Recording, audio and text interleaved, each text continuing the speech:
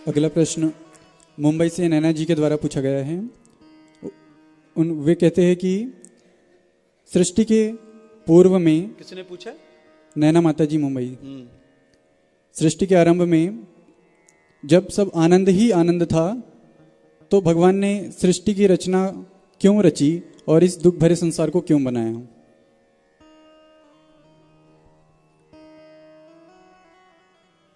भैंस और गाय, कोई भी मादा संसार में गर्भवती हो जाती है तो उसके गर्भ को बाहर निकालना अनिवार्य होता है, नहीं तो उसके आंचल दूध के कारण बीमार हो जाएंगे।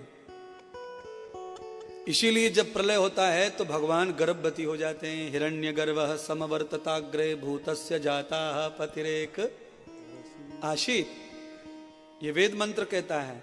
दूसरा, सतपथ ब्राह्मण आदि जो उपनिषद हैं वो भी कहते हैं हिरण्यम सत्यम पिहितम मुखम। प्रलय के समय भगवान सारी प्रकृति को पी जाते हैं तो गर्भ धारण कर लेते हैं, और जब भगवान गर्भ धारण करते हैं तब भगवान नहीं रहते, वो फिर मां बन जाते हैं। इसीलिए उनको त्वमेव माता च पिता, भगवान मां के रूप में चले जाते हैं, जगदम्बा हो जाते हैं, आकाशवित हो जाते हैं।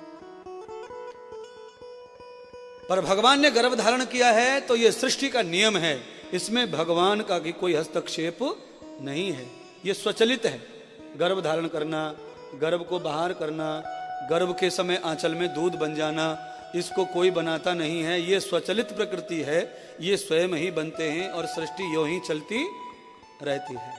अगर गर्भ बाहर आया है तो दूध को भी बाहर लेना पड़ेगा, अन्यथा भैंस गाय बीमार हो जाएंगी, आंचल सूज जाएंगे, गांठ बन जाएंगी और जन्म जन्म के लिए पशु का आंचल खराब हो जाएगा।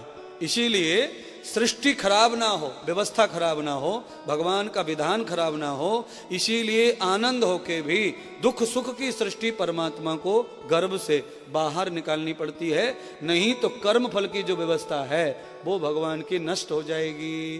पूरी सृष्टि जब नष्ट होती है तब भी जो जीव है, मनुष्य हैं, कर्म करते करते ही प्रलय में चले जाते हैं तो उनके साथ अच्छे बुरे कर्म भी भगवान के गर्भ में चले जाते हैं। उनके कर्म अनुसार ही उनको पुनः प्रकृति प्रजनन होता है, फिर उन्हें शरीर धारण करना पड़ता है। क्योंकि ये थोड़ी है कि प्रलय होने के बाद सबको माफ कर देंगे भगवान, नहीं, माफ नहीं करते, केवल रिजर्व कर देते हैं भोग से। सृष्टि प्रारंभ होते ही सृष्टि में भोग के अनुसार जिसके हिस्से में जैसा आया वैसा देकर पुनः संसार में भेज देते हैं महाराज। आपने वो देखा है, क्रिकेट के खिलाड़ी देखे होंगे महाराज, क्रिकेट के खिलाड़ी ग्राउंड से जब जाते हैं तो उनके हाथ में सामान थोड़ा ही होता है, पर खेलने के लिए जब घर से क्रिकेट ग्राउंड में आते हैं तो फिर वो ज्यादा सामान लेके आते हैं। ऐसे ही हम जब जाते हैं खेलने तो हम ज्यादा सामान लेके जाते हैं भगवान के पेट में, और जब खेल के बाहर आते हैं फिर से खेल करने के लिए, खेलने के लिए, सीखने के लिए, तो फिर थोड़ा सामान लेके ही बाहर आते हैं। सारा सामान क्रिकेट के मैदान पर खेलने के लिए मौजूद होता है। संसार में पहले से सब कुछ मौजूद है, भगवान ने न कुछ बनाया है न बिगाड़ा है, ये तो स्वचलित है। पर सृष्टि को स्वस्थ करने के लिए भगवान इसे गर्भ में धारण करते हैं। धरती ऊर्जा से हीन होने लगती है तो भगवान पेट में ले लेते हैं, सूरज थकने लगता है तो पेट में ले लेते हैं, पेड़ पौधे थकने लगते हैं भगवान पेट में ले लेते हैं, और पेट में लेकर के हर चीज ऊर्जावान हो जाती है। आप थक के कमरे में जाती हैं कि नहीं जाती हैं? कमरा क्या है? गर्भ ही तो है, दरवाजे बंद, खिड़की बंद, बिस्तर पे लेट गए, 12 घंटे सोए खा पी के, और सुबह देखा तो तंदुरुस्ती आ गई, फ्रेश हो गए, काम को मन करने लग गया।